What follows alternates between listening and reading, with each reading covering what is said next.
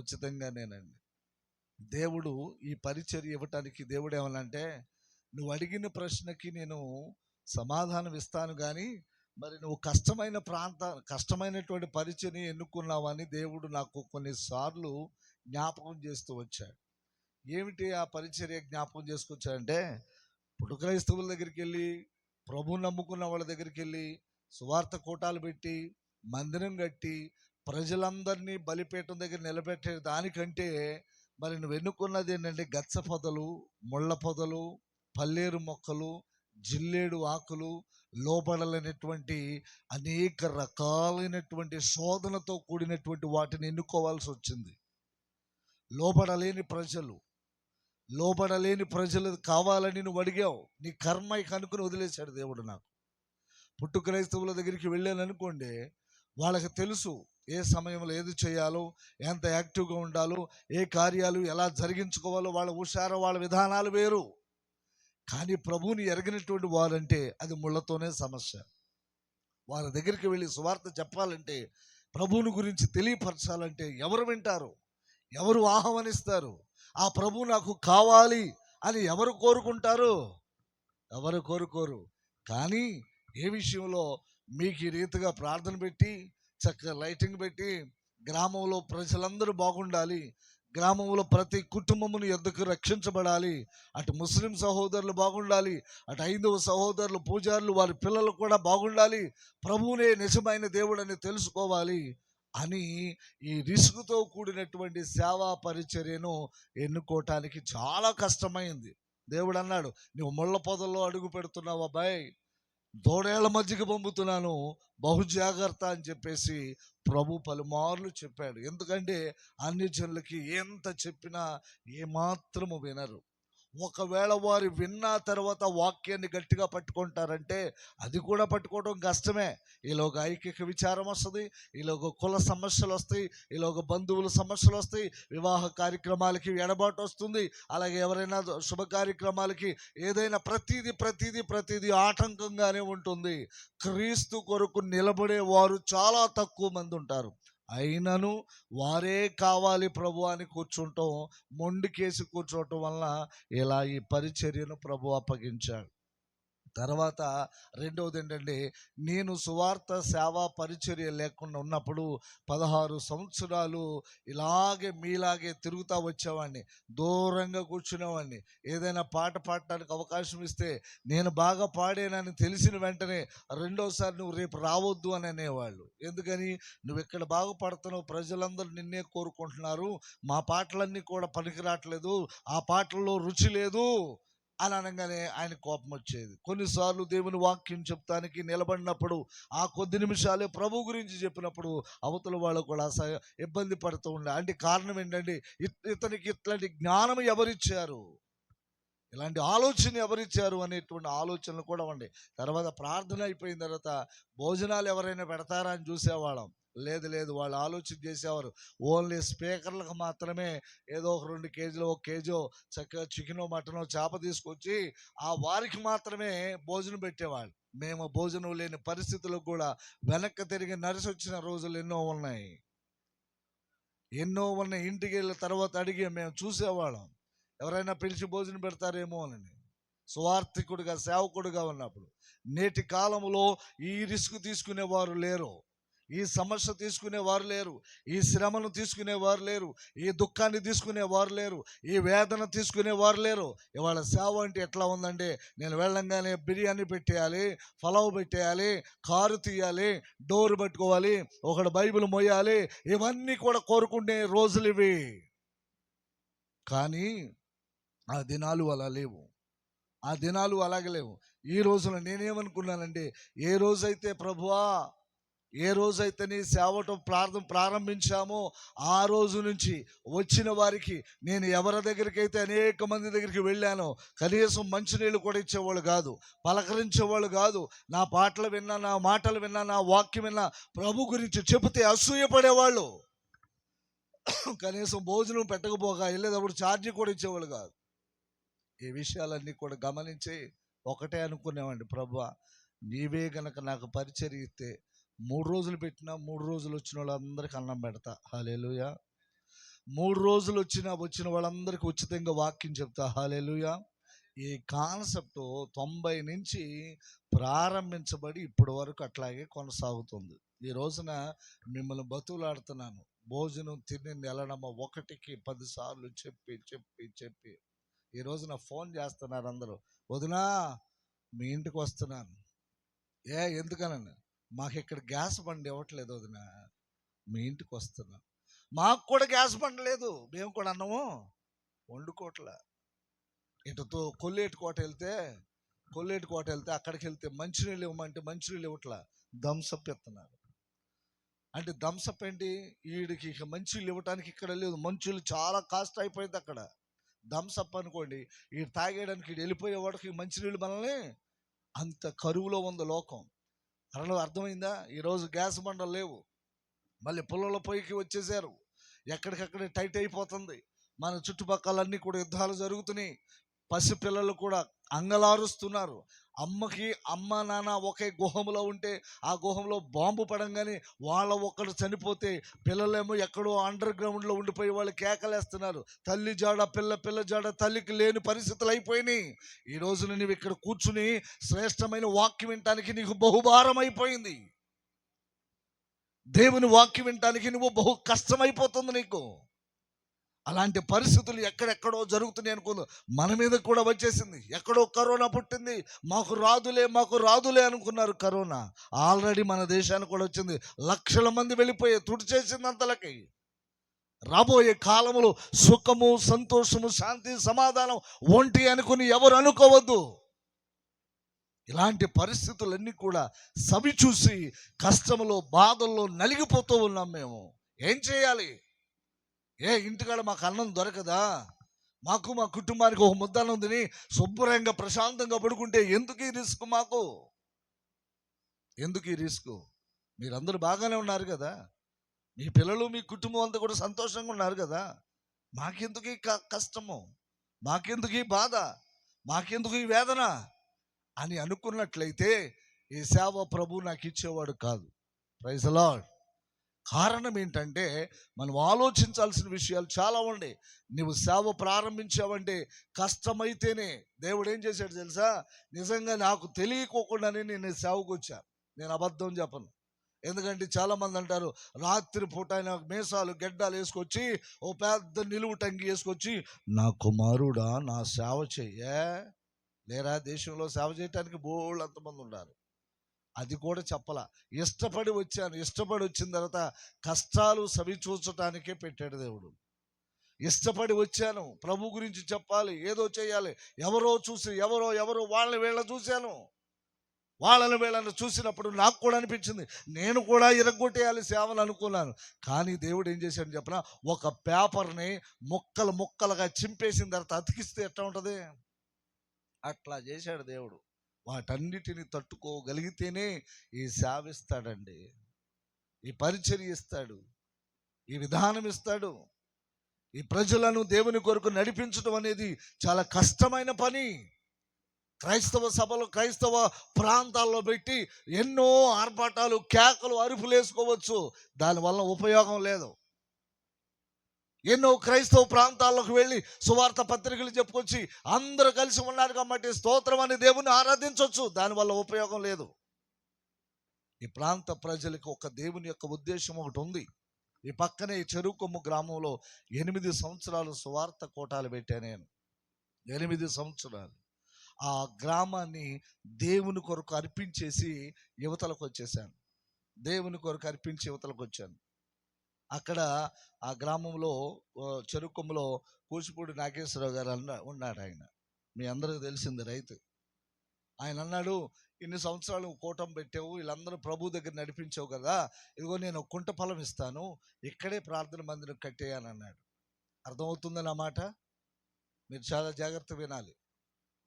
ఈ పక్కన మీకు కనపడుతుంది, ఇలా రైట్ సైడ్ తిరిగితే లైటింగ్ కనపడుతుందా? ఒకసారి చూడండి, కనిపిస్తుంది. ఆ ప్రాంతంలోనే 8 సంవత్సరాలు ప్రభు గురించి చెప్పి వారిని దేవుని దగ్గరికి అప్పగించేస్తే వాళ్ళు ఏం చేశారంటే, నీకు ఒక కుంట పొలం ఇస్తాను, ఇక్కడ మంచి మందిరం కట్టేసుకో అని చెప్పేసి అని అన్నాడు.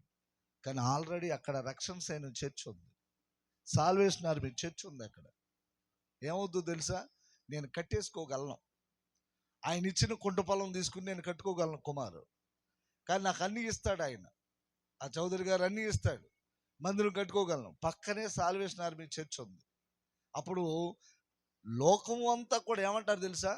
ఈయన ఆయన సంఘాన్ని దొంగతనంగా దోసుకుని వచ్చేసాడు, ఆయన సంఘాన్ని గలిబిలి చేశాడు, ఆయన సంఘాన్ని ఈయన వేసుకుని వచ్చేసాడు, అందుకే ఇక్కడ మందిరం కట్టుకున్నాడు, పెద్ద విశేషం ఏముంది అని అంటారని నేనేం చేశానంటే ఆ 8 సంవత్సరాలు వచ్చినటువంటి ప్రతి రూపాయిని ఆ మందిరానికి తాటేకలు కట్టుకోండి, ఆ మందిరానికి శుభ్రం చేసుకోండి అని వదిలిపెట్టి ఛార్జీలు పట్టుకుని మాత్రమే వచ్చేవాడిని నేనండి. ఇది మీకు అబద్ధం అవ్వచ్చు, నాకు నిజం అవ్వచ్చు, కానీ దేవునికి మాత్రం సమస్తం తెలుసు. అర్థమైందా? ఆ రోజు నుంచి ఈ రోజు వరకు లగ్జరీ లైఫ్ లేదు మాకు. ఎన్నో ఇరుకులు, ఇబ్బందులు, ఎన్నో కష్టాలు, ఎన్నో ప్రాబ్లమ్స్. అన్య జనులు ప్రభు దగ్గర నడిపించడం అంటే అది మామూలు విషయం కాదు. భర్త ఊరుకుంటే భార్య ఊరుకోదు, భార్య ఉంటే భర్త ఊరుకోడు, వీళ్ళిద్దరు ఉంటే పిల్లలు ఊరుకోరు. ఈ పిల్లలు కూడా ప్రభువులోకి వెళ్ళిపోయాం, మతం పుచ్చుకున్నామని వాళ్ళని హేళన చేస్తారు. ఇలాంటి రిస్కులో ఏ విధంగా మేము బ్రతకాలి? ఎవరు ఇష్టపడతారండి ఇలాంటి పరిచర్య? ఎవరు ఇష్టపడతారు?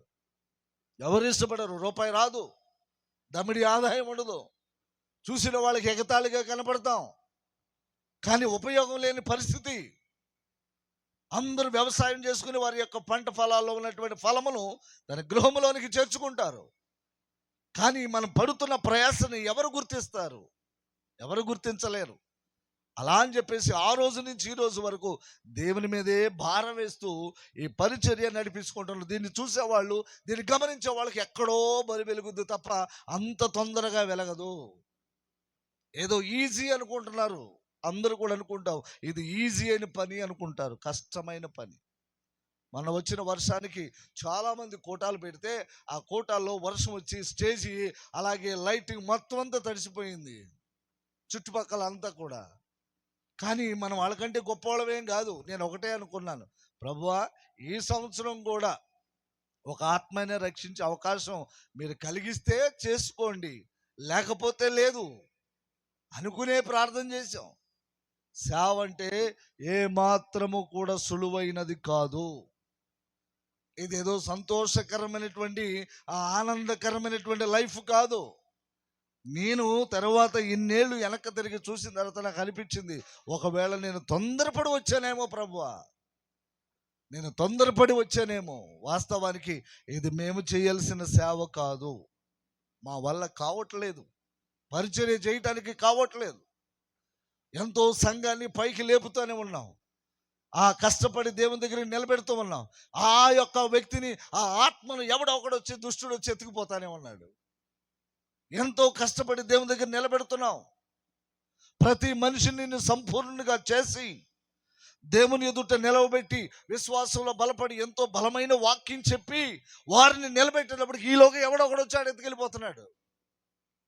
ఈ 35 సంవత్సరాల్లో అలా ఎంతో మంది వెళ్ళిపోయారు, కానీ వారికి తెలియదు ఆ విషయం. ఆయన మా కొరకు ఎంతో రిస్క్ తీసుకుంటున్నాడు, ఆయన మా కొరకు ఎంతో ప్రయాసపడుతున్నాడు, ఆయన మా కొరకు ఎంతో ఇబ్బంది పడుతున్నాడు, అన్నీ నష్టపరుచుకున్నాడు అని ఎవరు గుర్తించలేని పరిస్థితులు ఎన్నో ఉన్నాయి. అందుకని నేను కూడా ప్రార్థన చేస్తానే ఉన్నాను, ప్రభువా ఇప్పటికీ కూడా ఈ సేవ నా వల్ల కావటం లేదు.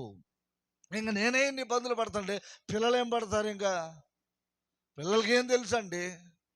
వాళ్ళు ఏదో వచ్చి పెడుతున్నారు, లైటింగ్ పెడుతున్నారు, స్టేజ్ పెడుతున్నారు, ఇదంతా అయిపోయింది. ఇది కూడా కష్టమైనటువంటి పరిస్థితి అయిపోతుంది మాకు. ఎందుకంటే ఏమో మిమ్మల్ని ఎవరు రక్షిస్తారు, మిమ్మల్ని ఎవరు కాపాడుతారు, ఎవరు మీ గురించి పట్టించుకుంటారో. ఈ రోజున సమాజము ఏమాత్రం ఎవరికి సంబంధాలు లేవు. కుటుంబాలే అతుక్కోవట్లేదు, గ్రామాలే అతుక్కోవట్లేదు, రక్త సంబంధాలే అతుక్కోవటం లేదు, కలిసిమెలిసి ఉండటం లేదు, బంధుమిత్రులు కలిసిమెలిసి ఉండటం లేదు, స్నేహితులు కలిసిమెలిసి ఉండటం లేదు. మనం ఎక్కడుంటాం ఈ విషయంలో? ఇలాంటి కడవర పరిస్థితుల్లో ఇవన్నీ కూడా దారుణమైన పరిస్థితులు. ఎందుకో ఆ మాట మనకి చదివాను నేను. ఎందుకంటే ఆ యొక్క వ్యక్తి అంట కనికరపడి జాలిపడినటువంటి మాటను బట్టి కొద్ది నిమిషాలు దేవుని వాక్యం విందాం, గట్టిగా స్తోత్రం చెప్దాం. హల్లెలూయా, హల్లెలూయా. ఒక్కటి మాత్రం మీరు ఆలోచించండి, ప్రభువా నేను నమ్ముకున్నాను, నా కుటుంబం మాత్రం వెనకబడిపోయింది, నేను మాత్రమే నిన్ను ఎరిగి ఉన్నాను, సాక్ష్యం చెప్తున్నాను, పాట పాడుతున్నాను, ప్రార్థన చేస్తున్నాను, కానీ నా ప్రార్థన ఫలింపలేదు, నా ప్రార్థనకి జవాబు దొరకటం లేదు, నా కుటుంబాన్ని నేను రక్షించుకోలేకపోతున్నాను, నేను చేసిన ప్రార్థన అంతా కూడా వ్యర్థమైపోయింది, ఎగతాళి ప్రార్థన అయిపోయింది అని ఎప్పుడైనా మనం ఆలోచన చేయగలిగితే ఖచ్చితంగా దేవుడు ఏదో రోజు నీ ప్రార్థన ఆలకిస్తాడు. మనం ఒంటరిగా మిగిలిపోతున్నాం, అన్నిటికీ ఒంటరిగా మిగిలిపోతున్నాం. ఒకరోజు సాయంత్రకాల సమయంలో దేవదూతలు సొదొమ గుమారాలకు వెళుతున్న సమయంలో అక్కడ లోతు అనే వ్యక్తి విచారంగా గవిని దగ్గర కూర్చున్నాడు. విచారంగా గవిని దగ్గర, ఊరి అవతల గవిని ఉంది, ఆ గవిని దగ్గర కూర్చున్నాడు, విచారంతో కూర్చున్నాడు. సాయంత్రకాల సమయంలో దేవదూతలు వచ్చి, బాయ్ లోతు ఏంటి ఇక్కడ కూర్చున్నావు అంటే, విచారంతో కూర్చున్నాడు. కుటుంబము, పరిస్థితులు, విధానాలన్నీ కూడా అవలేలంగా అవకతవకలుగా అయిపోయే పరిస్థితులు వచ్చేసినాయి. సొదొమ గుమారాల ప్రజలు దేవుడంటే ఇష్టం లేని ప్రజలు, దేవుని 24 గంటలు దూషించే ప్రజలు, దేవుని మీద తిరుగుబాటు చేసే ప్రజలు, దేవుని విస్తారంగా దూషణలు మాట్లాడే ప్రజలు వారి మధ్యలోకి వెళ్ళి ఏమీ చేయలేక చివరికి నిస్సారమైపోయిన వ్యక్తిగా మిగిలిపోయి ఊరి గవిని దగ్గర కూర్చుంటే ఈ దేవదూతలు అంటున్నారు, రా నీతో పని ఉంది అని చెప్పి తీసుకుని వెళ్ళాడు. తీసుకుని వెళ్తూ వెళ్తూ వెళ్తూ ఆ రాత్రి వాళ్ళ ఇంటికి వెళ్ళిన తర్వాత ఒక మాట అన్నాడు, ఈ ఊర్లో నీకు సంబంధించిన వాళ్ళు కానీ, నీ రక్త సంబంధులు కానీ, నీ బంధువులు కానీ, నీ స్నేహితులు కానీ ఈ ఊర్లో ఎవరైనా ఉన్నారా అన్నప్పుడు ఆయన అనాలి, అయ్యా నేను ఈ ఊరు ఇష్టపడి వచ్చాను, ఈ ఊరు ఇష్టపడి వచ్చాను, ఈ ఊరికి నేను ప్రభువు గురించి, విశ్వాసం గురించి చెప్పలేకపోయాను, ఈ ప్రభు గురించి నేను తెలియపరచలేకపోయాను. ఎన్నో ఏండ్లు నా పితరుడైన అబ్రహాము నుంచి నేను దూరం అయిపోయి వచ్చాను. నేను బయలుదేరేటప్పుడు అబ్రహాము ద్వారానే బయలుదేరి వచ్చాను, అబ్రహామును దీవించినట్లే నన్ను కూడా దీవించాడు, కానీ నేను నా ప్రభు గురించి చెప్పడానికి ఏమాత్రము కూడా ఇష్టపడలేదు. కారణం, ఈ ప్రజలు నా బంధువులు కాదు, ఈ ప్రజలు నా రక్త సంబంధులు కాదు, ఈ ప్రజలు నా యొక్క కుటుంబంలో ఉన్నటువంటి వ్యక్తులు కాదు, అందుకే నేను విడిచిపెట్టేశాను వీళ్ళని. అదే ప్రశ్న దేవుడు నన్ను అడిగినప్పుడు నేను ఒకటి అంటున్నాను, ఈ వెంట్రప్రగడ గ్రామ ప్రజలందరూ నా రక్త సంబంధులే, నా స్నేహితులే, నా బంధువులే, ముస్లిం సహోదరులైనే కానీ, పూజారులే కానీ, ఐందవులే కానీ, మీరందరూ కూడా నా బంధువులు అనుకునే మీకోసం మేము ప్రార్థన చేసుకోవటానికి ఒక దోమ కుడితే పర్వాల, 1000 దోమలు వచ్చి కొడుతున్నా కూడా మీకోసం ప్రార్థన చేస్తున్నారంటే మీకు అసలు ఎట్టా హుషారు రావాలి, ఎలా కొట్టాలి చప్పట్లో? కర్మరా నాయన, వద్దులే పిడకలు ఇరిగిపోతాయి. ప్రైజ్ ది లార్డ్, హల్లెలూయా. ఒకరోజు ఒక వ్యక్తి, బాగా విశ్వాసంలో బలంగా ఉన్నటువంటి వ్యక్తి, దేవునిలో నిలబడిన వ్యక్తి, దేవునితో ప్రయాణం చేసిన వ్యక్తి, దేవుని దగ్గరికి వచ్చిన తర్వాత దీవించబడినటువంటి వ్యక్తి, ఆశీర్వదించబడిన వ్యక్తి, అభివృద్ధి చెందినటువంటి వ్యక్తి, కొంతకాలానికి ఈయన ఆస్తి పెరిగిన తర్వాత, ఐశ్వర్యం పెరిగిన తర్వాత, ధనధాన్యాలు పెరిగిన తర్వాత, బంధువులు స్నేహితులు బలగం పెరిగిన తర్వాత దేవుణ్ణి విడిచిపెట్టాడు ఒక ఆయన.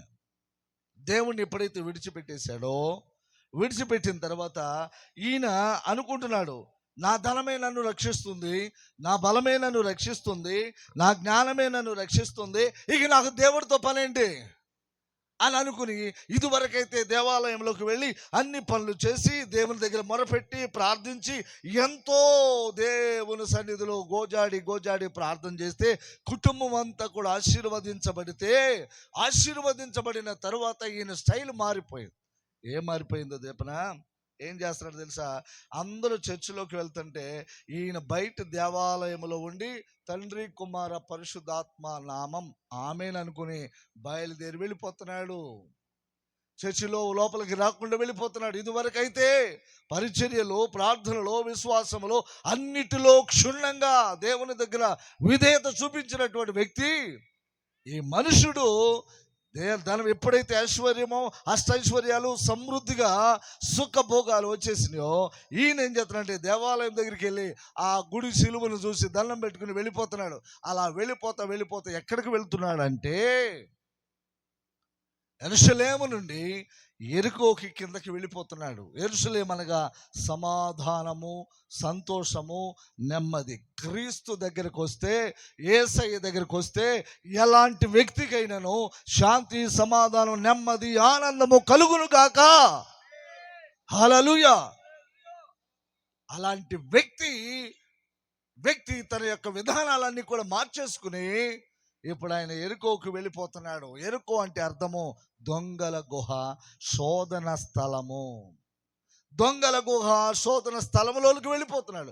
వెళ్ళిపోతా అక్కడ జరిగింది ఏంటంటే, కొంతమంది ఆ వ్యక్తిని పట్టుకుని చెట్లులోనికి తీసుకువెళ్ళి, తుప్పల్లోనికి తీసుకెళ్ళి వాడిని కొట్టి, వాడి దగ్గర ఉన్నటువంటి బంగారము, ధనము, డబ్బులు అన్నీ కూడా లాగేసుకుని చివరికి ఆడి వస్త్రాలు కూడా లాగేసుకున్నారంట. ఏమండి, ఆడి వస్త్రాలు కూడా లాగేసుకుని వాడిని కొర ప్రాణంతో వదిలిపెట్టాడంట. అన్నీ లాగేసుకున్న తర్వాత ఇంకేముంటాయి వాడి దగ్గర? రక్తసిక్తమయ్యి ఆ పొదలో పడి అంగలారుస్తూ, ఏడుస్తూ, వేదనలో, దుఃఖంలో ఉండిపోయాడు. అదే సమయంలో ఒక ఆయన ఆ యెరికో నుంచి యెరూషలేముకు బయలుదేరాడు.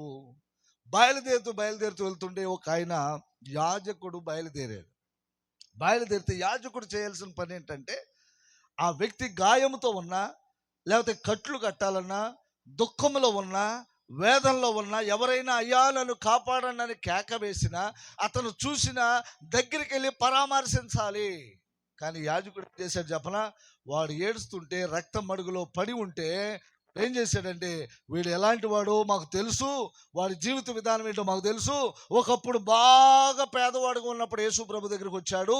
యేసు ప్రభు దగ్గరికి వచ్చిన తర్వాత దీవించబడిన తర్వాత మళ్ళీ దేవునికి దూరం అయిపోయాడు. దేవుని మీద ధిక్కరణ చేయటం ప్రారంభించినప్పటికీ వీడి కర్మయుడికి పట్టిందని చెప్పేసి వెళ్ళిపోతున్నాడు. యాజకుడు చేయాల్సిన పని అది చేయకుండా వెళ్ళిపోతున్నాడు. రెండవ వ్యక్తి బయలుదేరాడు. లేవీయుడు ఒకడు బయలుదేరాడు. అతను కూడా యాజకత్వమే. లేవీయుడు కూడా, లేవి వంశస్థులే యాజకత్వం. అర్థమైందండి?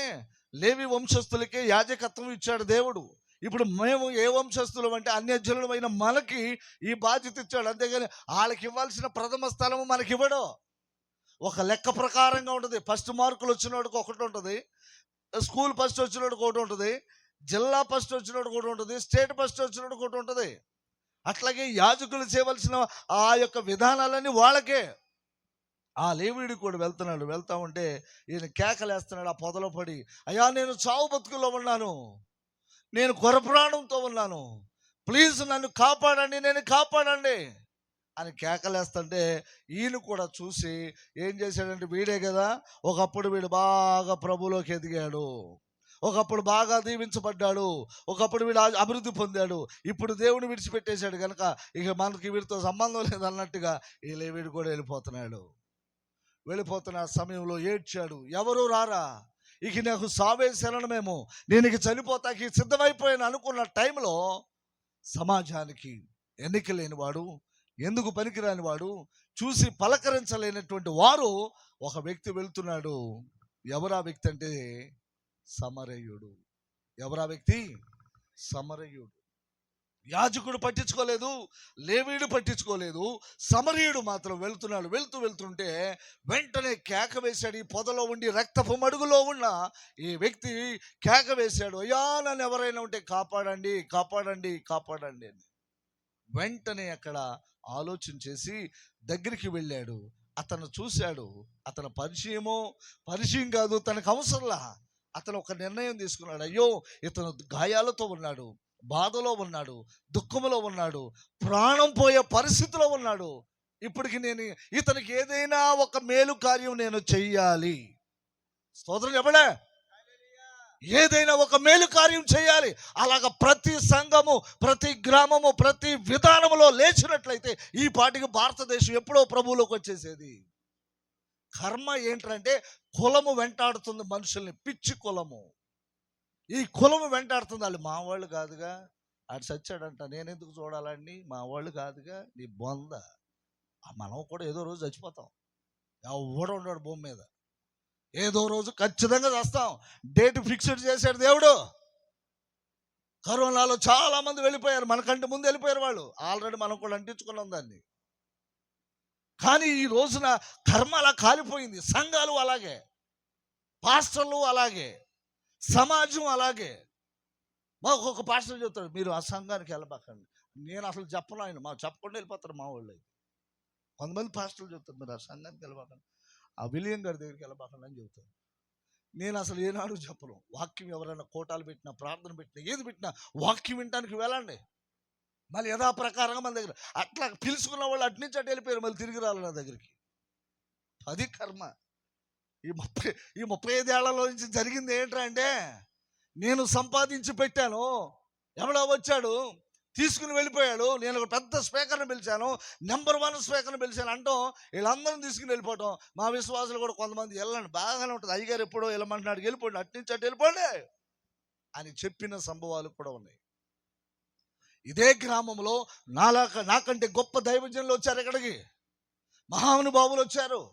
ఓసన్న లాంటి దేవదాస్ గారు కూడా వచ్చారు. బాబు ఈ ఊరికి దండం, ఎవడు మారడు అని వెళ్ళిపోయారు అందరూ. ఎవరికి వాళ్ళు వచ్చారు, ఏదో గలిబిలు చేస్తూనే వచ్చారు, ఏదో ఒకటి తంటాలు పెడుతూనే వచ్చారు, సంఘాలకి విభేదాలు పెడుతూనే వచ్చారు, వెళ్ళిపోయారు వాళ్ళందరూ. ఎందుకు నాయనా నన్ను ఇక్కడ ఉంచావంటే, నీ కర్మరా అన్నాడు దేవుడు. Praise the lord. ఆ కర్మ అనుభవించాలి మేము.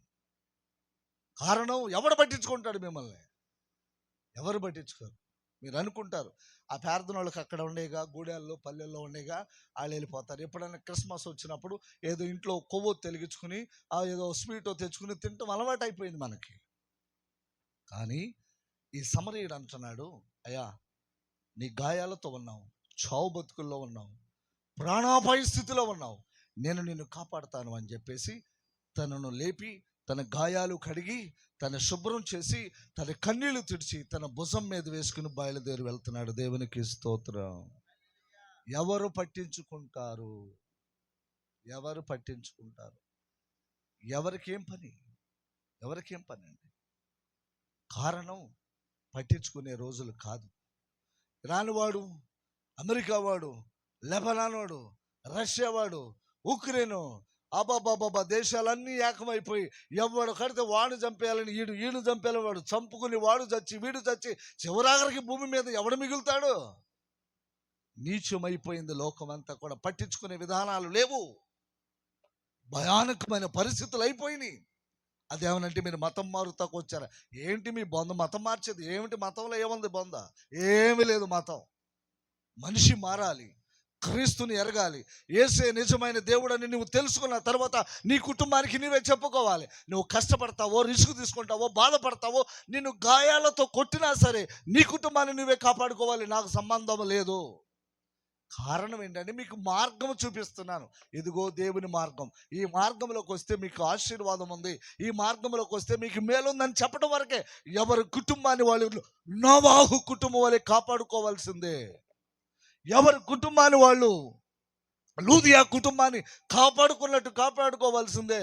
ఇవి చివరి రోజులు, పలకరించే రోజులు కాదు. చూసారా, ఎప్పుడైతే 4 రోజులు, ఏది ఒక వారం 2 వారాల క్రితం గ్యాస్ బండలు లేవనగానే ప్రజలు అల్లాడిపోతున్నారు, బెంబెలెత్తిపోతున్నారు. పెట్రోల్ లేదంటే చాలు, ఏం చేయాలి, రేపు ఎలా బ్రతకాలని ఆందోళన పడిపోతున్నారు. నిజంగా మీకు అన్నం పెట్టి అన్ని తీసుకొచ్చి దగ్గరుండి ముద్ద కలిపి పెట్టినా మీరు తింట్లా. అదే బాధకరం. మాకు ఎవరైనా పెడితే బాగుండు, అర్థమైందా? ఎవరైనా పెడితే బాగుండు మేము అనుకుంటాం, కానీ పెట్టేవాళ్ళు లేరు. మీకు ఉచితంగానే అన్ని పెడుతున్నాం, ఉచితంగానే వాక్యం అందిస్తున్నాం, ఉచితంగానే ఇవన్నీ కార్యక్రమాలు చేస్తున్నాం, కానీ పట్టించుకునే వాళ్ళు తక్కువ. కానీ ప్రభువునందు ప్రియదేవుని బిడ్డలారా, ఈ సమరయుడు తీసుకుని వెళ్ళి, నేను అర్జెంటుగా వెళ్తున్నాను బాబు, నువ్వేం కంగారు పడొద్దు, నీ ప్రాణం నేను బ్రతికించాను, కొంత నీకు గాయాలు కట్టాను, నీకు నూనె రాశాను, నువ్వు కొంచెం ఉపశమనం పొందావు, నీకేం పర్వాలేదు, బ్రతుకుతావు.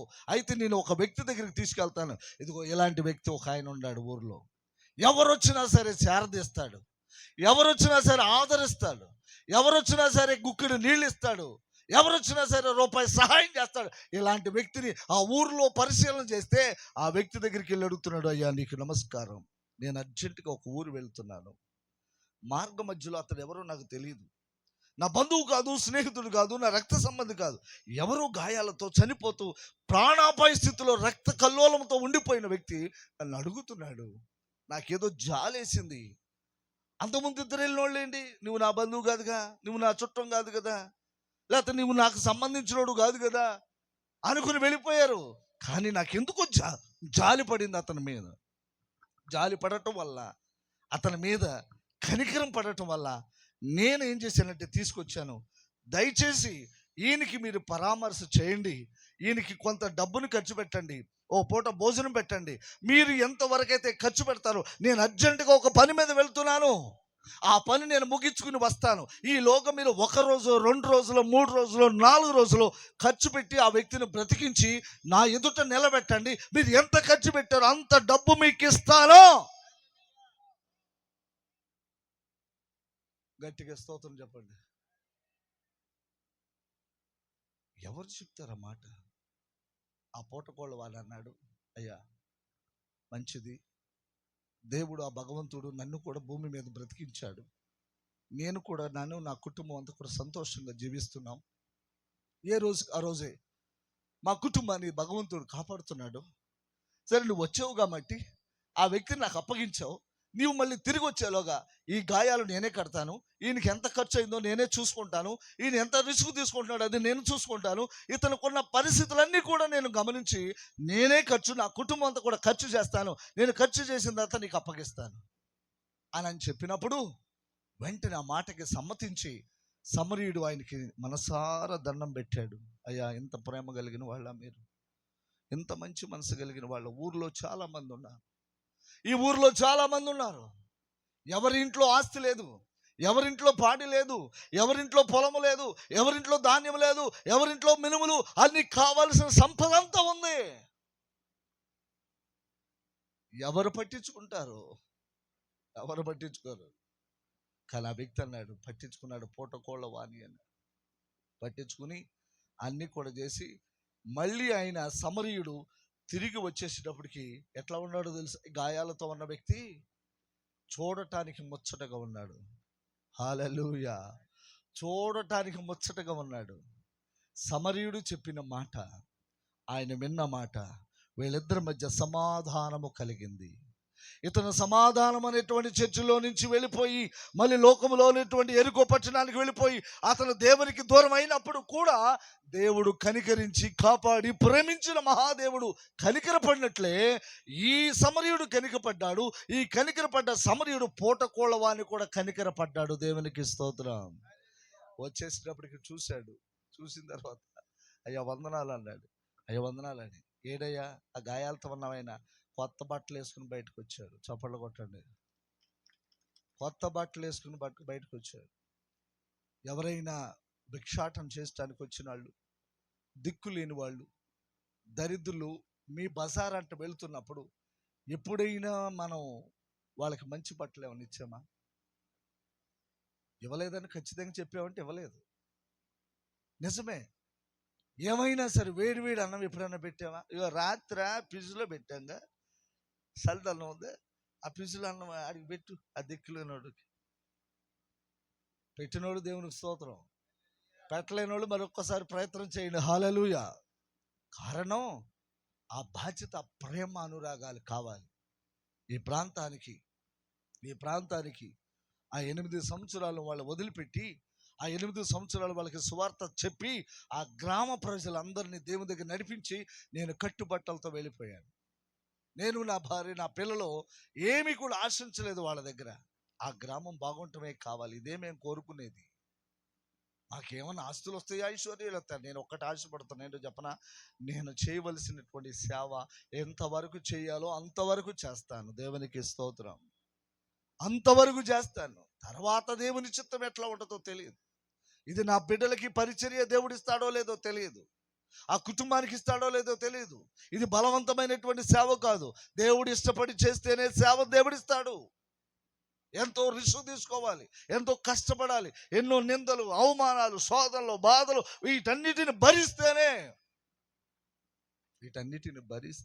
యేసు ప్రభుని గెత్సేమనే తోటలో తీసుకొచ్చి పిడిగుద్దులు గుద్దుతుంటే ముళ్ళ కిరీటం పెట్టి మొహం మీద ఉమ్మేస్తామంటే ఏమనాలి?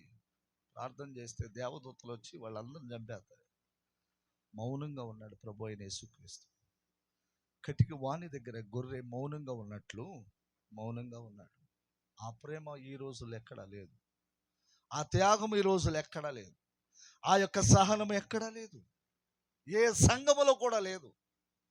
ఆ తర్వాత నేను వారికి అప్పగించి నేను వెళ్ళిపోతే ఈ ప్రాంతానికి రావాలని దేవుడు అనాది కాల సంకల్పములో ఉంచుకుని మా సోదరి జగన్మోహిని గారు, కోడే జగన్మోహిని గారు, నిజంగా ఆమె ఒక వాక్యం విని, ఇలాగే సభల్లో మాట్లాడుతూ వాక్యం విని, ఆ వాక్యం కారులో విన్న తర్వాత నాతో ఒకసారి చిన్న ప్రార్థన చేయించుకుని, ఆ ప్రార్థన అనంతరం నన్ను పిలిచి ఎప్పుడైనా మీకు ఖాళీగా ఉన్నప్పుడు రండి అని చెప్పినందుకు, ఆమె చెప్పి నాకు సంవత్సరం అయిన తర్వాత నేను వచ్చాను వారి దగ్గరికి.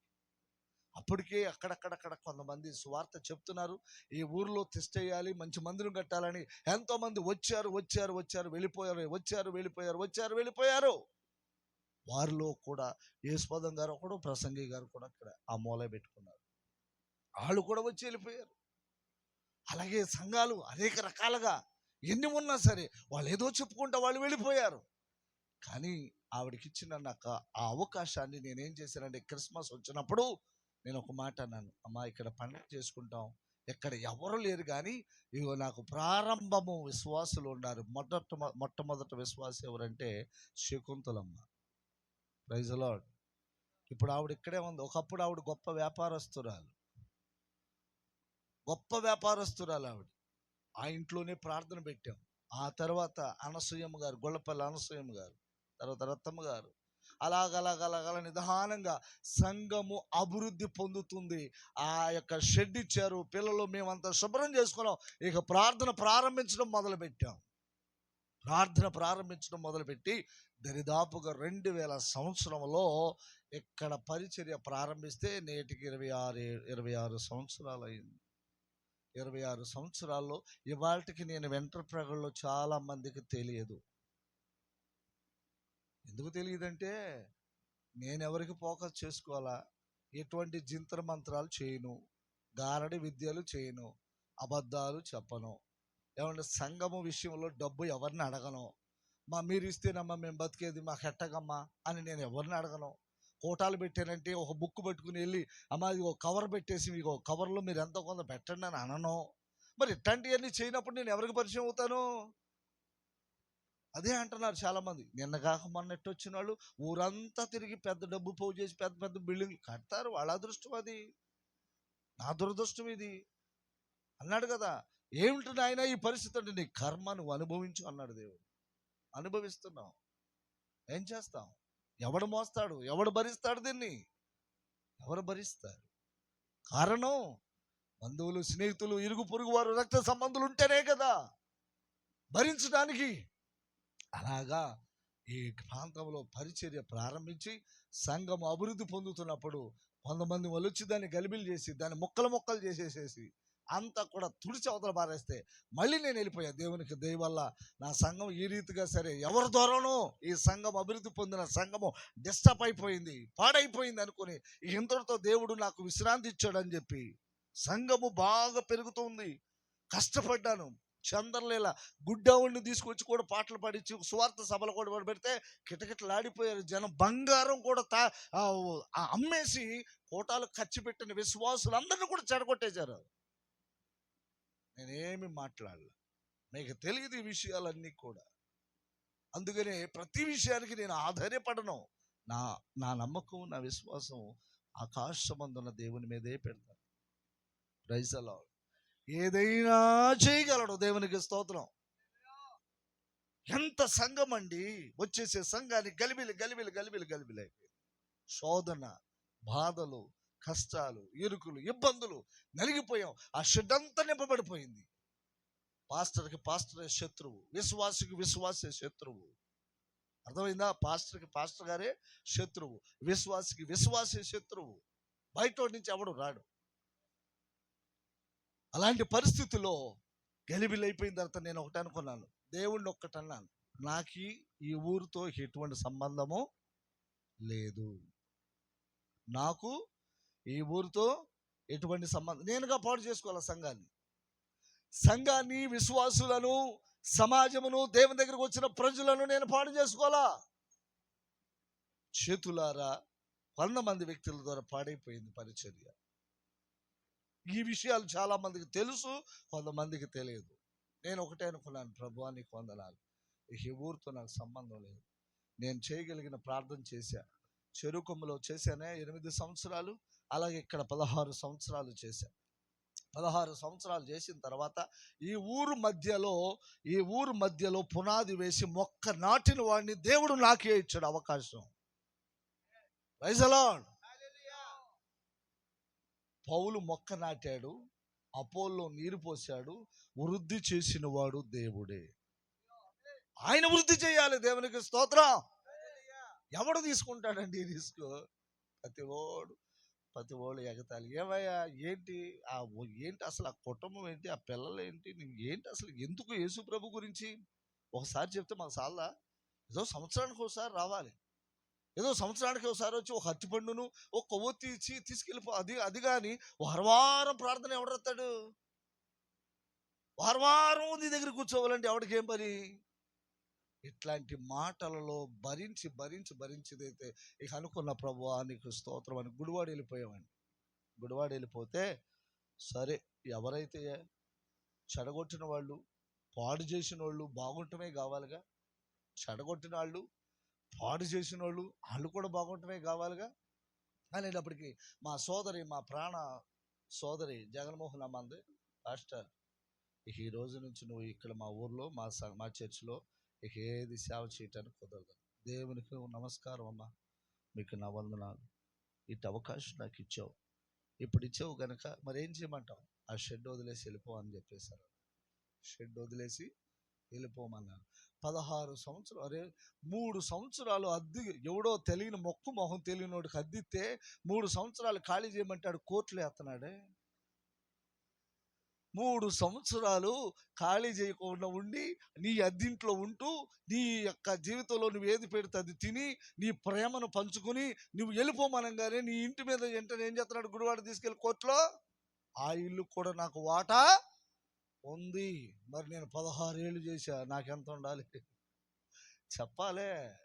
నా యొక్క స్టేటస్ నేను అందుకే మా విశ్వాసులు చెప్తా, నన్ను అర్థం చేసుకోవాలంటే మీ జీవితం చాలదో. 3 సంవత్సరాలు ఇప్పుడు భయం వేస్తుంది జనాలకి, అందుకని ముందే పత్రికలు రాసుకుంటున్నారు. ఇప్పుడు అదే చెప్తున్నాడు ఆయన. నిజంగా చాలా మంది చూస్తున్నాం. ఒక 3 సంవత్సరాలు 4 కోర్టు కూడా ఇచ్చేసింది ఆర్డర్, అది కూడా నీదే అంటున్నాడు. ఏమంటే నువ్వు అద్దెకి ప్రేమతో పిలుచుకుని నువ్వు అద్దెల్లిస్తే వాళ్ళు తిరుగుబాటు చేసి ఇది నాదంటే నువ్వేం చేయాలి? కోర్టు కూడా సమ్మతిస్తుంది, వాళ్ళదే అంటున్నాడు. ఏం చేయాలి మనం? ఇప్పుడు అందుకే భయం వేసింది. అయ్యా నువ్వు 3 సంవత్సరాలే ఉంటానని కాగితం మాకు రాయి. ఏం చేద్దాం? మనిషి కావాలి, అద్దె కావాలి, డబ్బు కావాలి, మనిషి కావాలి. ఆ 3 సంవత్సరాల తర్వాత వెళ్ళిపోతావా అనంటే అక్కడికి ఎన్ని గొడవలు జరుగుతున్నాయో. అదే సమస్య ఆ సోదరుడి దగ్గర కూడా వచ్చింది. ఆయన వెళ్ళి ప్రార్థన చేసిన తర్వాత ఆ శోధన తొలగిపోయింది. ఆయన అన్నంట, నేను ఇన్నేళ్ళు ఉన్నాను, ఈ డాబా నాది అన్నంట, మెయిన్ సెంటర్ గుడివాడలో.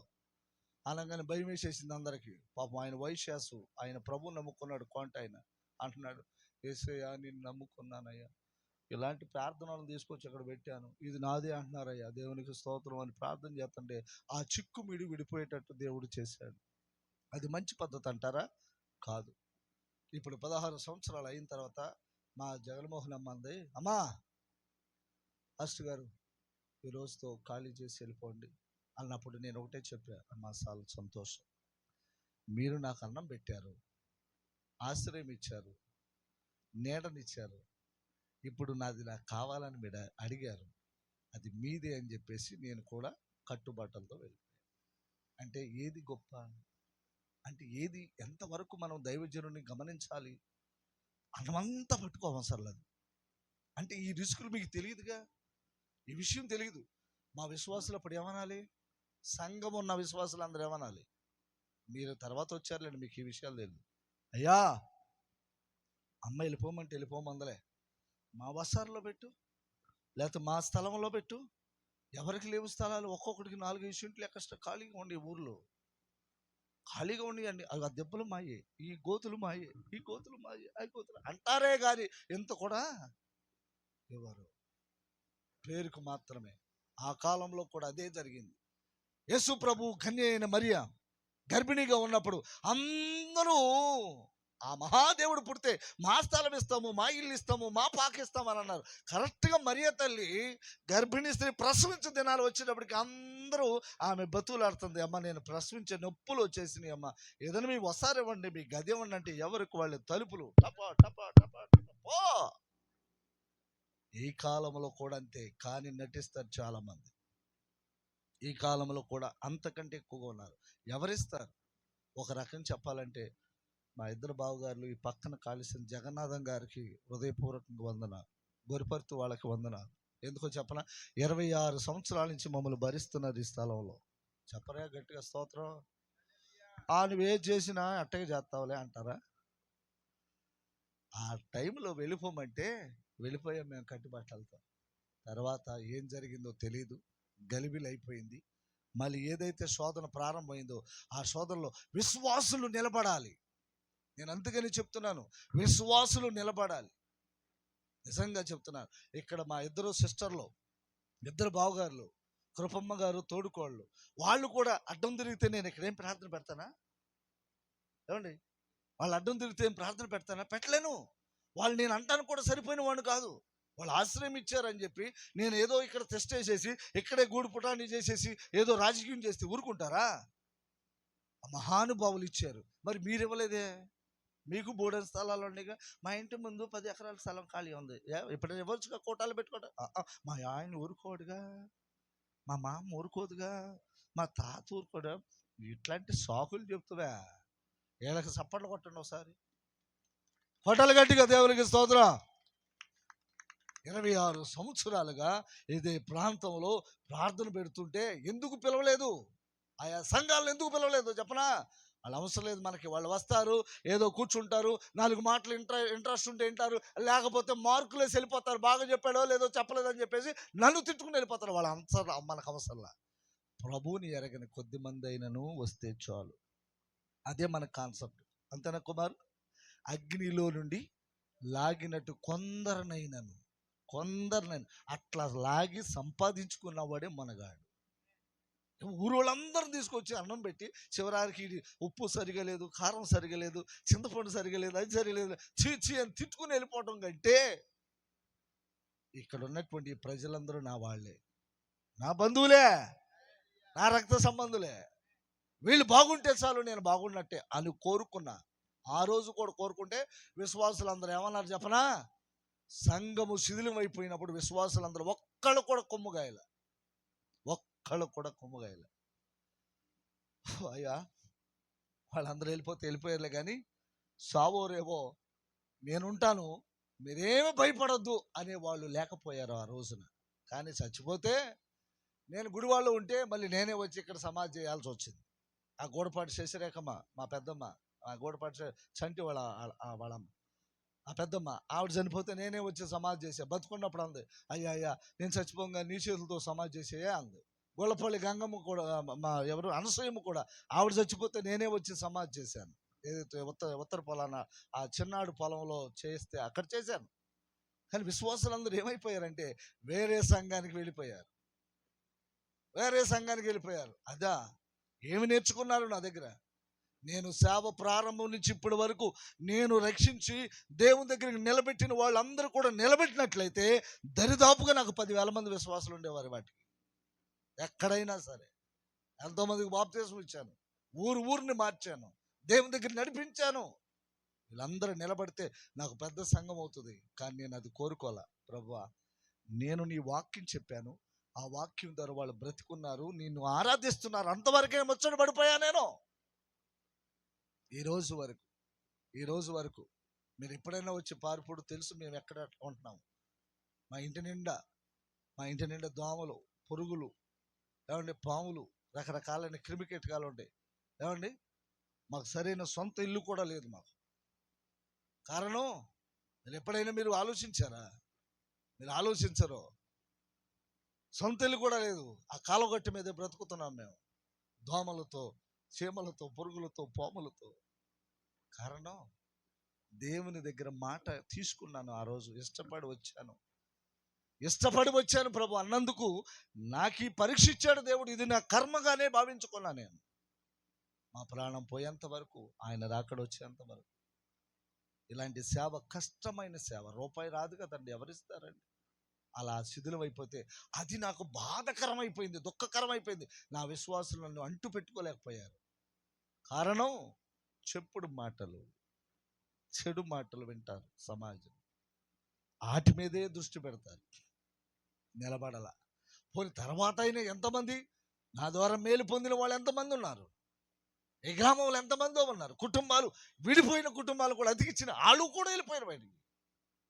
వాళ్ళు కూడా వెళ్ళిపోయారు. ఇప్పుడున్న వాళ్ళు కూడా ఉంటారో లేదో గ్యారెంటీ లేదు, చెప్పగలను. ఆ మాట నేను 100 సార్లు చెప్తాను. అన్నమాట విషయం ఏంటంటే, నేను దేవుని దగ్గర ఒక ఒడంబడిక చేసుకున్నా. అట్లాగే ఈ సమరయుడు అన్నాడు, ఇదిగో నేను వస్తాను, ఈ పూట కోళ్ళ వానికి నేను మీకు ఇవ్వాల్సింది ఇస్తాను, ఇతను గాయాలు కట్టు.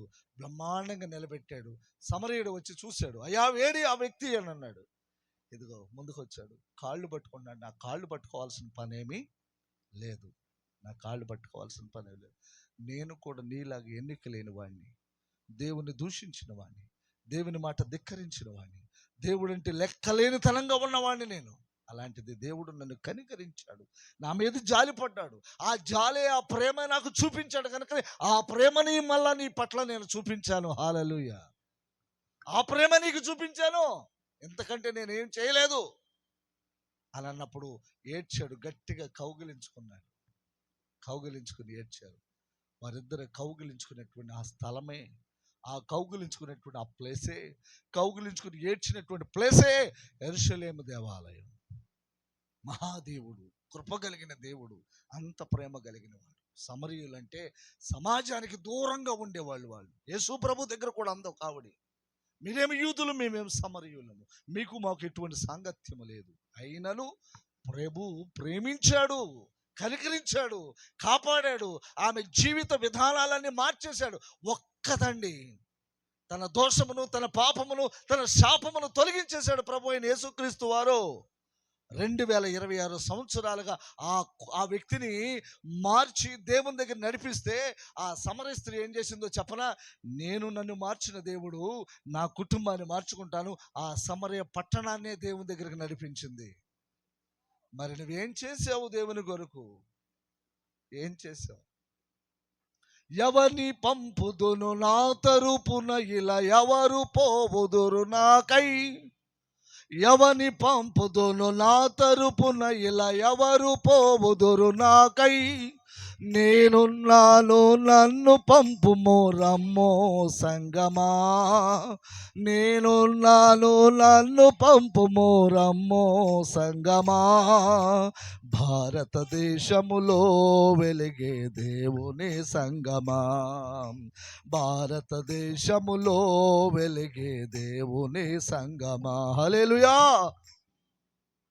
తూర్పు గోదావరి జిల్లాలో ఆ గోదావరి పొంగినప్పుడల్లా అనేక మంది ఇళ్ళు, మనుషులు, శవాలు, అలాగే పశువులు, రకరకాలుగా అన్ని నీట మునిగిపోయి ప్రతి ఏటా చనిపోతుంటే ఈ దేశానికి వచ్చారు కొంతమంది ఫారినర్స్, వచ్చారు, ఏడ్చారు. అయ్యో ఏంటి వీళ్ళ పరిస్థితి, పిల్లకి తల్లికి జాడ లేకుండా వరద వచ్చి కొట్టుకెళ్ళిపోతున్నారు, అసలు వీళ్ళకి ఏదైనా నేను చేయగలిగితే ఎట్లా ఉండు అని ఆ ఇంగ్లాండ్ దేశానికి వెళ్ళిపోయాడు. వెళ్ళిపోయి ఒక పెద్ద మీటింగ్ వేశాడు.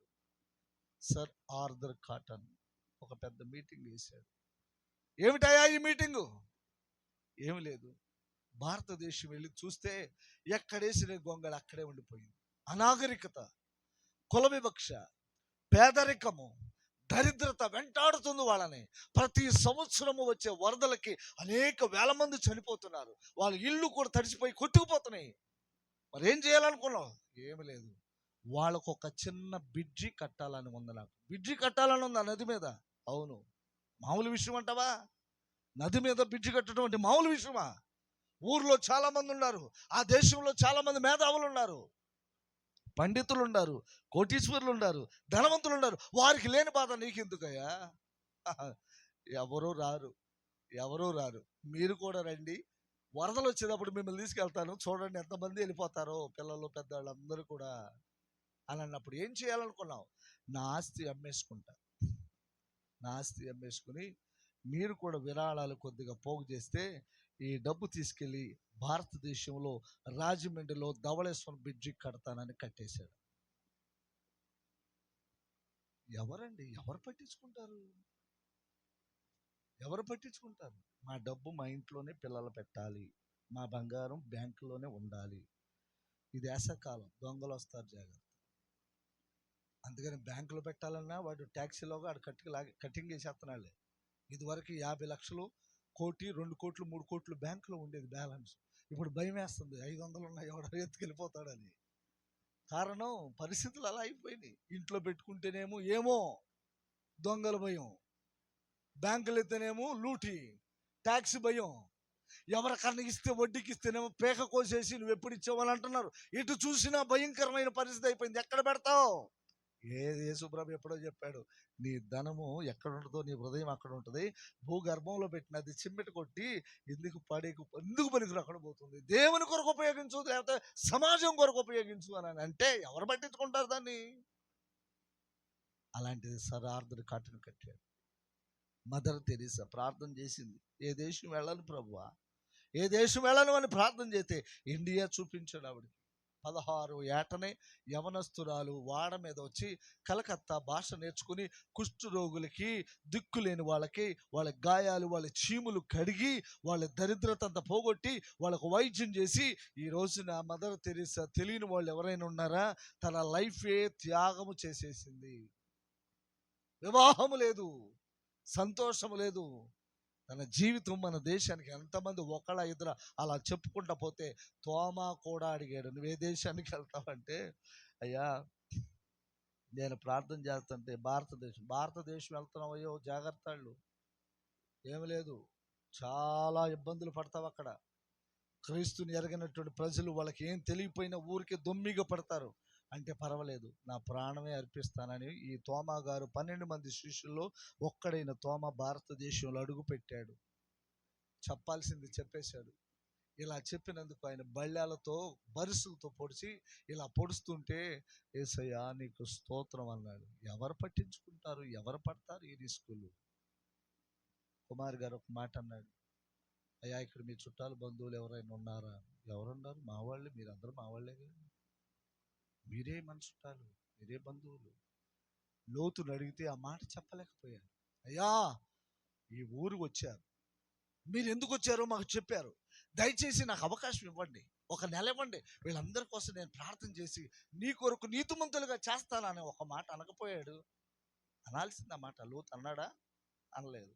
ఇక్కడ ఎవరు లేరు, పో నీవు, నీ కుటుంబం, నీ పిల్లలు బయటకు పారిపోండి అన్నాడు. పారిపోవటానికైనా ప్రయత్నం చేశాడు, కానీ ఈ ప్రజల కొరకు నేను ప్రాణం పెడతానన్నవాడు లేకపోయాడు. ఆ రోజున సొదొమ గొమొరాలు ఆ రీతిగా అగ్ని చేత కాల్చబడింది. అక్కడికి అబ్రహాం అడిగాడు, ఆ పట్టణంలో 50 మంది ఉంటే కాపాడయ్యా. ప్రభునందు ప్రియ దేవుని బిడ్డలారా, అగ్నిలో నుండి లాగినట్లు కొందరిని రక్షించడానికి ప్రభు అయిన యేసుక్రీస్తు ఆయన కూడా సమరయుడు వలె దేవాతి దేవునికున్న గుణలక్షణములు, దైవత్వమును విడిచిపెట్టి సశరీరుడుగా మానవుడికి ఈ లోకానికి వచ్చి నీ కొరకు, నా కొరకు, సమస్త ప్రపంచము కొరకు, నీ బిడ్డల కొరకు, నీ కలిగిన నీ సంతానం తరతరాల పిల్లల వరకు తన ప్రాణము సిలువలో అర్పించిన ఏకైక దేవుడు ఆయనే ప్రభు అయిన యేసుక్రీస్తు. ఆయనే అంటున్నాడు, ఇదిగో ఈ వెంట్రప్రగల్లో నా ప్రజలు ఉన్నారు, ఎవరు వెళ్ళి చెబుతారు? ఎవరు వెళ్ళి చెబుతారు వాళ్ళ కోసం? ఎవరు వెళ్ళి చెబుతారు? ఎవరు రిస్క్ తీసుకుంటారు? డబ్బు ఆశించకుండా, వారు పెట్టకపోయినా ఆశించకుండా వారు ఎవరు చెప్తారు నా గురించి అని ప్రభు అడిగితే చాలా మంది వచ్చారు. ఊర్లో వస్తే వాళ్ళందరూ కూడా, అబ్బో ఇక్కడ కష్టమైంది బతకటం, అయ్యగారు బతకటం చాలా కష్టం, ఇక్కడ రూపాయి లేదు, ధనధాన్యాలు లేవు. కొంతమంది కోత కోసేటప్పుడు కట్ల కోసం అయ్యగారు వెళ్ళి నిలబడటం అదొక బాధాకరమైన విషయం. ఇలాంటివి మనం ఎన్నో చూసాం. ఎవరు పట్టించుకుంటారు? ఆ సమరయుడే ప్రభు అయిన యేసుక్రీస్తు. ఆ సమరయుడిలాగా నీవు నేను ఒక్క నిమిషం ఆలోచిస్తే ఈ ప్రజల మీద, ఈ గ్రామస్తుల మీద, ముస్లిం సహోదరుల మీద, ఐదవ సహోదరుల మీద, పూజారి పిల్లల మీద, ఇక్కడ ఉన్నటువంటి ప్రతి ఒక్కరి మీద ఆ చిన్న కనికరం చూపిస్తే ఏదో ఒక రోజు ఆ ప్రతిఫలం దేవుడు మనకివ్వక వాడు. అప్పుడు ఆయన వచ్చి అన్నాడు, నువ్వు ఎంత ఖర్చు పెట్టావో చెప్పాలన్నాడు. ఒకసారి గట్టిగా స్తోత్రం చెప్పండి. అయిపోయింది. ఎంత ఖర్చు పెట్టావో చెప్పయ్యా అని అన్నాడు. కుమార్ గారు అన్నాడు, అయ్యా తన గాయాలకి, తన నూరు రాయటానికి, తను బ్రహ్మాండంగా తయారు చేయటానికి, నెంబర్ 1గా తయారు చేయటానికి ఇదిగో నాకు ఎంత ఖర్చు అయిందంటే, అప్పుడు ఆయన వచ్చేటప్పుడు తన మూట విప్పి తను కష్టపడుకుని తనకి ఇవ్వాల్సిన డబ్బులంతా కూడా తీసుకొచ్చి ఆయన బాకీ ఆయనకి ఇచ్చేసాడు. ఆయనకి ఇచ్చేసాడు. ఆయన అంటున్నాడు, లేదయ్యా నేను తీసుకోవాలనుకున్నాను, కానీ నీ ప్రేమను చూస్తే ఈయన గాయాలను బట్టి నేను కూడా సహాయం చేసిన వాడిని అయ్యానయ్యా అని అన్నాడట. దేవునికి స్తోత్రం. ఇలాంటి ప్రేమ ఔన్నత్యం ఇదే. వారు నిజంగా భార్యాభర్తలు, ఈ యొక్క కుటుంబీకులు, గురుపతి వారు, ఇద్దరు అన్నదమ్ములు, వాళ్ళు వారం రాలేదు పాపం ప్రార్థనకి. 26 సంవత్సరాల నుంచి రేపుడు వారు ప్రేమ విందు బ్రహ్మాండంగా చేస్తారు ప్రతి ఏటా. రేపు అందరికీ ఎంతమంది వచ్చారో నీ ఓపిక, మీరందరికీ ప్రేమ విందు చేసి ఆ 3 రోజుల కోటాల ఆశీర్వాదం అంతా వాళ్ళే తీసుకుని వెళ్తారు. దేవునికి స్తోత్రం. ఈ 2 రోజులు సంఘస్థులు పెట్టుకుంటారు, విశ్వాసులు పెట్టుకుని ఈ 2 రోజులు ఈ భోజన కార్యక్రమం ఏర్పాటు చేసుకుంటారు. ఇది ఇలాగ జరగటం 26 ఏళ్ళు అవుతారు. ఈ స్థలము అలాగే వారు మనందరం కలిసి ఇలా ప్రార్థన చేయటానికి వాళ్ళు ఇష్టపడ్డారు. వారు ఇష్టపడ్డారు కనుకనే ఆ ప్రభు అయిన యేసుక్రీస్తు వారిని మేము తీసుకొచ్చి పరిచయం చేయడానికి అవకాశం కలిగింది. దేవుడి మాటలు దీవించును గాక. ఒక చిన్న ప్రార్థన చేసుకుందాం. లేచి నిలబడినట్లయితే చిన్న ప్రార్థన చేసుకుందాం. కనికరము కలిగిన దేవుడు, కాపాడే దేవుడు, మనం ఏ పాటి వారు, మన జీవితాలు ఏ పాటి. ఒక నిమిషం ప్రార్థించండి. ప్రభువా, నేను దేనికైనా ఉపయోగపడతానా? నా ఆయుష్ కాలంలో నేను దేనికైనా నీ సేవ కొరకు, సమాజం కొరకు ఉపయోగపడతానా? ఒకవేళ ఉపయోగపడితే నన్ను ఉపయోగించుకో ప్రభువా. ఎద్దు తన కామందు నెరుగును, గాడిద తన సొంత వాని దొడ్డు నెరుగును. నా ప్రజలకు తెలివి లేదు. దేవుని బిడ్డలారా, ఈ రాత్రి ప్రభు నిన్ను అడుగుతున్న మాట అదే. యాజకుల్లాగా వెళ్ళిపోతావా? లేవీయుల్లాగా వెళ్ళిపోతావా? సమరయుడంటే తనకు ఉండి లేక కష్టపడుకుంటేనే తన కుటుంబం, తన పొట్ట పోషణ జరుగుతుంది. తను కూడా ఎందుకు వెళ్ళాడో చెప్పనా? మళ్ళీ నీ అప్పు తీర్చడానికి. తన కష్టపడుకుని నేను మళ్ళీ తిరిగి వస్తాను, ఆ అప్పును మీకు తీర్చేస్తాను అని వచ్చి చెప్పాడే. ప్రభు అయిన యేసుక్రీస్తు వారు కూడా అదే చేశారు. 2026 సంవత్సరాల క్రితం ఆయన వచ్చాడు, సమస్త ప్రజల కొరకు సువార్త ప్రకటించాడు, బాగు చేశాడు, స్వస్థత చేశాడు, చనిపోయిన వాళ్ళని తిరిగి బ్రతికించాడు, రోగులను బాగు చేశాడు, కుష్ఠ రోగులను బాగు చేశాడు, చనిపోయిన వారి సహితం కూడా సమాధుల నుంచి బయటకు పిలిచాడు. ఆయన కూడా ప్రాణాన్ని సమస్త మానవాళి కొరకు ప్రాణం అర్పించాడు, సిలువ ఎక్కాడు, చనిపోయాడు, సమాధి చేయబడ్డాడు, తిరిగి పునరుద్ధానుడై ఆదివారమున లేచాడు. లేటమే కాకుండా ఆయన వెళ్ళిపోయాడు. వెళ్ళిపోతా ఒక మాట చెప్పాడు, ఇదిగో ఈ దేశం కొరకు, ఈ భారతదేశం కొరకు, ప్రపంచ దేశాల కొరకు ఎవరు వారి గాయాలు కడుగుతారు, ఎవరు వారి యొక్క గాయాలను శుద్ధి చేస్తారు. దుఃఖములో ఉండిపోయారు, గాయాల్లో ఉండిపోయారు, బాధల్లో ఉండిపోయారు. యేసు ఎవరో తెలియక ఉండిపోయారు. ఎక్కడేసిన గొంగళి అక్కడిగా మిగిలిపోయింది. సాహసించి ఎవరు రాలేకపోతున్నారు. ఎవరు ఖర్చు పెడతారు నా నిమిత్తము? ఎవరు ఖర్చు పెడతారు? ఎవరు పూటవాళ్ళిగా మారిపోతారు? ఎవరు పూట కూళ్ళవాణిగా మారిపోతారో అని అనుకున్న మరుక్షణమే ఆయన వెళ్ళిపోతున్నప్పుడు ఈ రోజున ప్రపంచవ్యాప్తంగా ఎంతోమంది దైవ సేవకులను భూమి మీద లేవనెత్తాడు. వాళ్ళు చేసిన త్యాగమే ఈ రోజున ఈ ఖండాలన్నింటిలో కూడా ప్రభువుని నమ్మిన బిడ్డలందరూ బయటకు వచ్చారు. ఎన్నో త్యాగాలు చేశారు, ఎన్నో ప్రార్థనలు చేశారు, ఎన్నో విజ్ఞాపనలు చేశారు, ఎన్నో వేల రూపాయలు, లక్ష రూపాయలు, కోట్ల రూపాయలు నేటికి ఖర్చు పెడుతూనే ఉన్నారు సేవ నిమిత్తము. ఆ ప్రభు అయిన యేసుక్రీస్తు ఆ సమరయుడే మళ్ళీ తిరిగి మనకి డబ్బులు ఇవ్వటానికి, మన ద్రవ్యమును మనకి ఇవ్వటానికి ఎంత ఖర్చు పెట్టామో, సేవ కొరకు, పరిచర్య కొరకు, సువార్త కొరకు, పత్రికల కొరకు, బైబిల్ కొరకు, ఆహారము కొరకు, వచ్చిన ప్రజలకి ఆహారం పెట్టడానికి ఎంత ఖర్చు పెట్టావో అంత కూడా నీకు వడ్డీతో సహా ఇవ్వగలిగిన మహాదేవుడు ఆయనే సమరయుడు. ప్రభువునందు ప్రియ దేవుని బిడ్డలారా, ఈ రాత్రి నా ప్రభు నిన్ను అడిగిన మాట అదే. నీ ఆస్తులు, నీ ఐశ్వర్యం అడగవసరం లేదు. నీ హృదయాన్ని ఆయనకి ఇస్తే చాలు. నీ కుటుంబంతో ఆయన ఎదుట నిలబెడితే చాలు. ఎవరి కుటుంబాన్ని వాళ్ళు కాపాడుకోగలిగితే చాలు. 26 సంవత్సరాలుగా ఈ ప్రాంతాన్ని విడిచిపెట్టి వెళ్ళిపోవాలని 16 సంవత్సరాలుగా వెళ్ళిపోయాను. ఈ విడిచిపెట్టి ఈ ప్రాంతం నాకు వద్దు నాయనా అని నేను వెళ్ళిపోలేదు. కొన్ని పరిస్థితులు నన్ను వెళ్ళజేసినాయి. మళ్ళీ ఏమైందో ఏమో వాళ్ళ మధ్య అప్పచెప్పాడు. ఆ రోజు నుంచి ఈ రోజు వరకు ఒళ్ళు దగ్గర పెట్టుకుని, నోరు మూసుకొని ఆయన మాటలు ప్రజలకు చెబుతూనే ఉన్నాను. ప్రభువా నీకు స్తోత్రం. మేమే పాటి వారు, ఎన్నిక లేని వారం ప్రభు, తండ్రి అని పిలవటానికి మా దగ్గర యోగ్యత లేదు. ఇలాంటి ఎన్ని సమాజంలో చెప్పాలంటే కూడా మాకు శక్తి చాలు. ఇదిగో తండ్రి, 1000 మంది మార్చబడి వాళ్ళ దగ్గరికి వెళ్ళి యేసుని నమ్ము అనే దానికంటే యేసు ఎవరో తెలియదు ప్రజలకి. వీరి దగ్గరికి వచ్చి సువార్త ప్రకటిస్తున్నామంటే ఇది మా బలము కాదు, మా శక్తి కాదు. 26 సంవత్సరాలుగా మీరు మమ్మల్ని భరిస్తున్నారు. ఈ ప్రాంత ప్రజలందరూ మమ్మల్ని సహిస్తున్నారు. ఈ ప్రాంత ప్రజలందరూ మమ్మల్ని ప్రేమిస్తున్నారు, ఆదరిస్తున్నారు, గౌరవిస్తున్నారు. ఈ రీతిగా ఈ 2వ సభను ఈ రీతిగా జయకరంగా జరిగించి మా కొరకు మంచి వాతావరణం ఇచ్చినందుకై స్తోత్రం. ఈ బిడ్డలు మంచి ఆహారం సిద్ధపరిచారు. శ్రేష్టమైన వాక్యం ద్వారా ఈ రాత్రి మాట్లాడినందుకై మీకు స్తోత్రం చెల్లిస్తున్నాం. ఈ గొప్ప అవకాశం ఇచ్చినందుకై మీకు స్తోత్రం. ఇప్పుడు ఈ కూటమి అయిపోయిన తర్వాత నీ బిడ్డలు వచ్చిన వారందరికీ ప్రేమ విందు ఏర్పాటు చేసుకున్నాం. అది వచ్చిన ప్రతి వారు కూడా భుజించి సంతోషంగా తిరిగి వెళ్ళేట్లుగా సహాయం చేయండి. రేపటి దినాన్ని కూడా ఒక మంచి వాతావరణాన్ని మాకు దయచేయండి. రేపటి దినం కూడా మిమ్మల్ని ఆరాధించుకోవటానికి సహాయం చేయండి. మరి కృపమ్మ, వారి తోడుకోళ్ళు, అలాగే మా బావగారులు ఇద్దరు కూడా మరి గురుపర్తి వంశంలో వారు పుట్టి ఎంతో వారి ప్రేమతో మమ్మల్ని ఆదరించి 26 సంవత్సరాలుగా వచ్చిన వాళ్ళందరికీ కూడా మంచిలు ఇచ్చి ఆఖరి రోజున ప్రేమ విందు వారే తయారు చేసి వచ్చిన ప్రజలందరికీ పెట్టడం అంటే ఇది ఎవరు చేసుకోవాల్సిన పుణ్యమో వారికే దక్కుతుందన్నట్లుగా ఆ గొప్ప ప్రేమ వారికి ఇచ్చారు. అందునిమిత్తం స్తోత్రం. ఈ రాత్రి వచ్చిన నీ బిడ్డలందరినీ పేరు పేరు చొప్పున మీరు జ్ఞాపకం చేసుకోండి.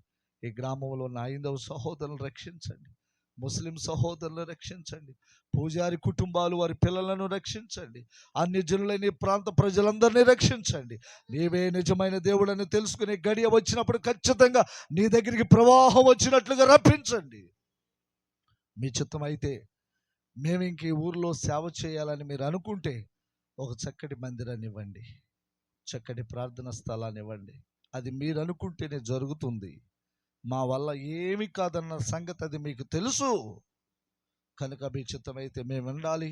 ఈ ప్రాంత ప్రజలందరి కొరకు ప్రార్థన చేయాలి, వీరందరి కొరకు విజ్ఞాపన చేయాలి. నేను అక్కడ వచ్చినప్పుడు మొదటి కొలిసే పత్రిక 1 ప్రకారంగా ప్రతి వారిని సంపూర్ణంగా చేసి నీ ఎదుట నిలవబెట్టాలని మీరు అనుకుంటే అది తప్పనిసరిగా మాకు అవకాశం ఇవ్వండి. లేని ఎడల మీ చిత్తమే మా ఎడల జరుగునుగాక. యేసుక్రీస్తు వారి శ్రేష్టమైన నామములో అనేక పర్యాయాలు ప్రార్థిస్తూ ఉన్నాం. మాతో పాటు ఉన్న పోలీస్ కుమార్ గారు, రిటైర్డ్ ఎస్ఐ గారు, నిత్యానంద్ కుమార్ గారు, వారి కుటుంబాన్ని, వారి బిడ్డలను, వారి పరిచర్యను కూడా మీరు జ్ఞాపకం చేసుకోండి. నిజంగా ఆయన రెస్ట్ తీసుకునే వయసులో కూడా ఎన్నో గ్రామాలకు వెళ్ళి సువార్త ప్రకటిస్తూనే ఉన్నారు. వారి కుటుంబాన్ని, వారి బిడ్డలను కూడా కనికరించు ప్రభువా. సమరయుడి వలె కనికరించండి, కాపాడండి ప్రభువా, దయ చూపించండి. అలాగే సాగర్ కూడా తన జీవితంలో తన జీవితము కన్నీళ్ళని నాట్యముగా మార్చుకుని, సంతోషంగా మార్చుకుని, నీ కుమారుడు కూడా మరి 5వ కుటుంబంలోంచి రక్షించబడి నీ కుమారుడు నీ వాక్యమును పట్టుకుని అనేక గ్రామాలు తిరుగుతూ ఉండగా నీ బిడ్డను కూడా బలపరచండి. అలాగే సాగర్ని బట్టి, అలాగే జోసఫ్ గారు బట్టి, రాజును బట్టి, మరి సురేందర్ గారు బట్టి, కొంతమంది నెహెమియాను బట్టి, కొంతమంది సేవకులు మరి మీ చిత్తమైతే రేపు రాబోయే అవకాశం వారికి కూడా దయచేయండి. వచ్చిన నీ బిడ్డలు వారు రావటం వల్ల మన గ్రామం దీవించబడింది, మనం కూడా ఆశీర్వదించబడ్డాం. ఈ పరిచర్యకి ఎవరెవరైతే గుప్పెళ్ళు విప్పారో, ఎవరైతే వారి స్తోమకు తగ్గ సహాయం అందించారో వారందరినీ మీరు జ్ఞాపకం చేసుకోండి.